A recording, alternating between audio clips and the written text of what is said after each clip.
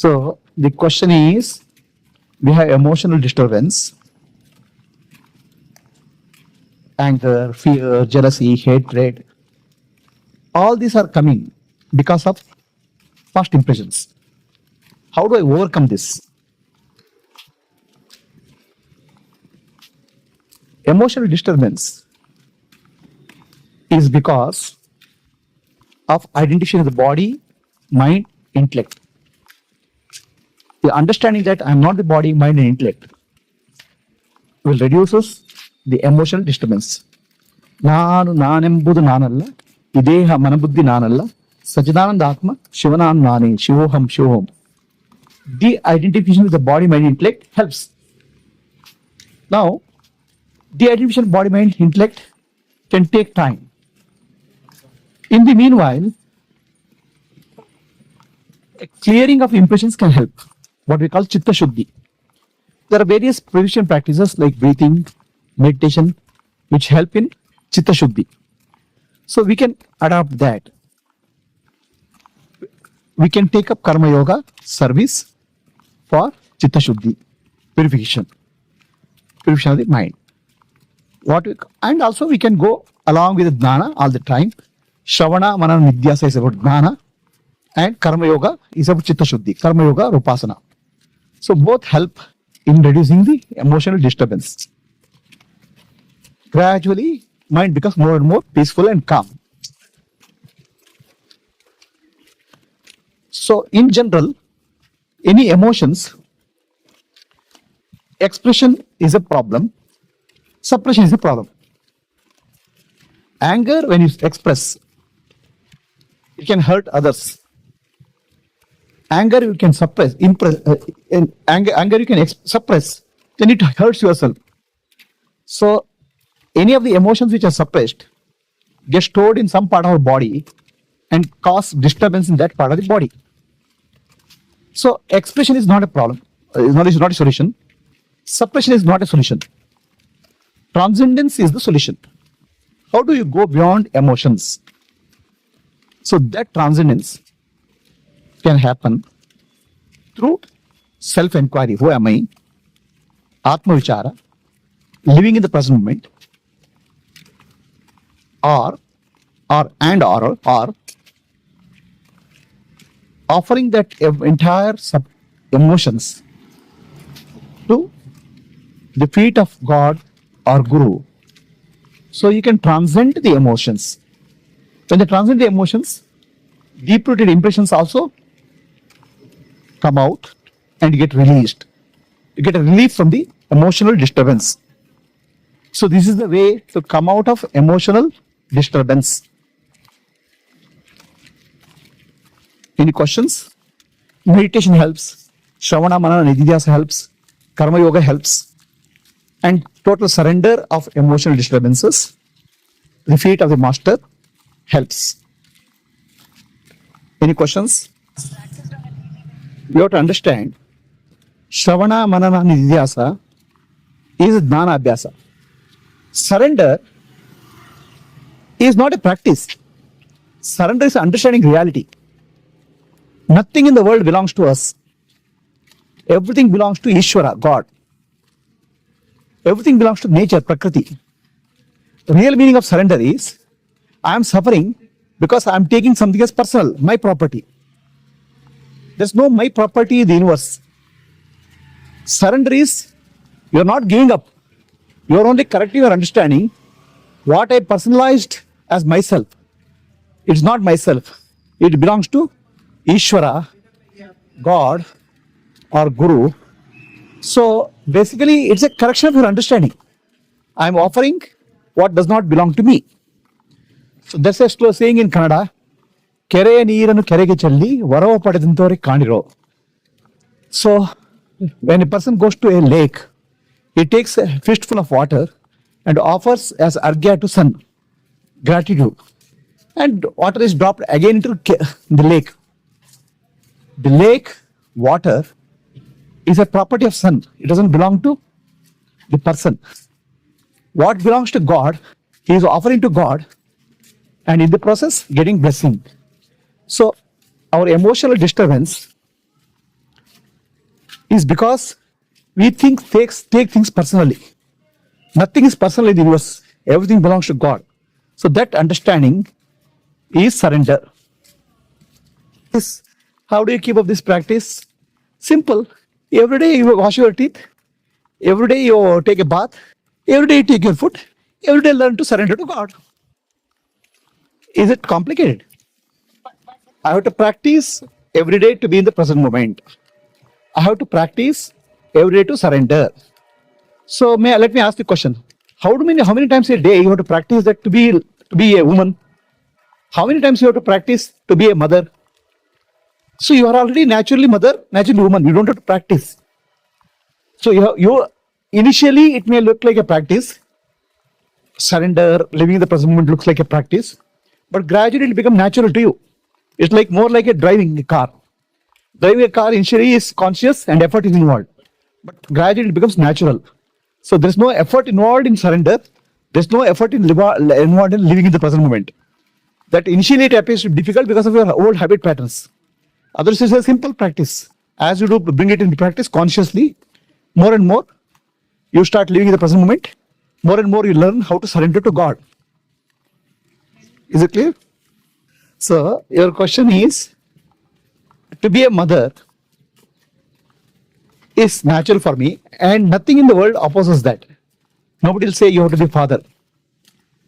To be woman, nothing in the world opposes, because the world says you are a woman. So I don't have any opposition. But living in the present moment is difficult. Mind keeps drifting to the past and future. So that is the opposition. When you are out of your sync with your own real self, the mind is drifting, and when the mind drifts, all emotional disturbance, all disturbance comes into you. So there is an opposition to you not being in your true state. The universe will give kicks or hits to take you back to your natural state. So whenever you are suffering, you understand you have lost your present moment awareness. Come back. So universe is constantly reminding you, minute to minute. It's like a horse. When horse driver, you will use a whip to take the horse on the straight right path or direction in which he wants. Like that, universe uses the disturbances of the mind to tell you that you have deviated. It's time to come back. So gradually learn the universe's message of the universe and learn to be in the present moment in your true nature. So when there is a disturbance in life, we start blaming somebody. We start finding a situation as faulty. We start finding an outer cause. In reality, you are not in tune with yourself. You are not yourself. Universe is constantly pointing to you that you have gone away from your own self. You have drifted in the mind. Universe wants to bring back to you. That's where universe brings disturbance to you. The world teaches. The world is the teacher. Universe is a teacher, helping you to come back to your own nature. Moment to moment. This happens every moment. And no other teacher can come to you every moment. Universe is there as every moment. If there is disturbance happening, simply because you have deviated from your nature. So it's said that universe is a university of God. Here we have come to learn the karmic lesson. The difference between the university, a formal academic university, and universe is, in academic university, you take lessons and then take an exam. Learn from that. You learn first, then take exam. In the University of God, which is called universe, exams come every moment. You learn from the exam rather than a formal learning.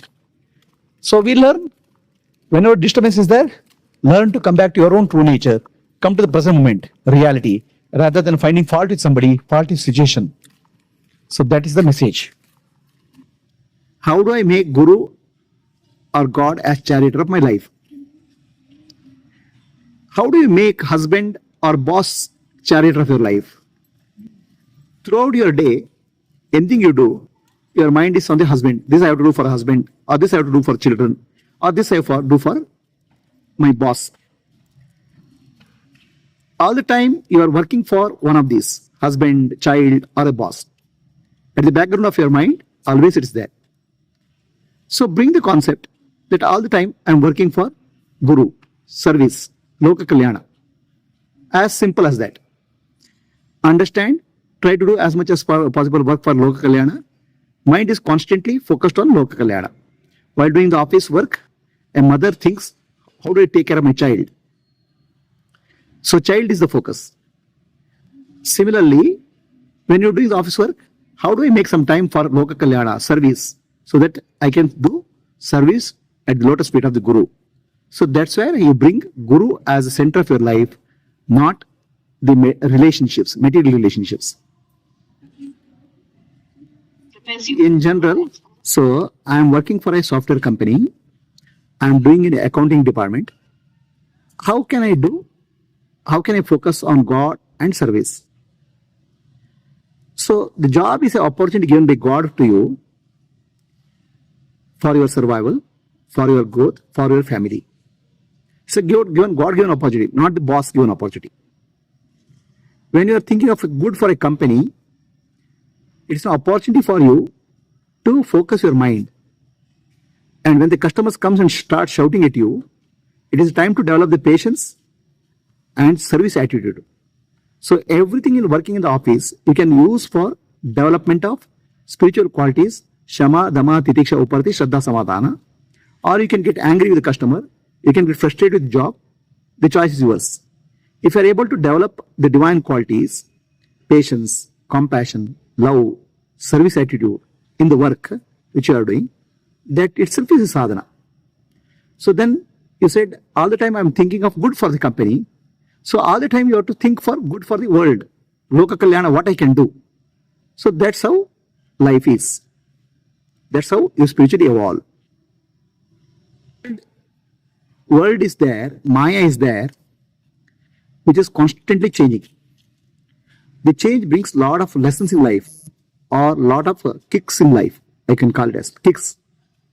So life or the world teaches you through kicks.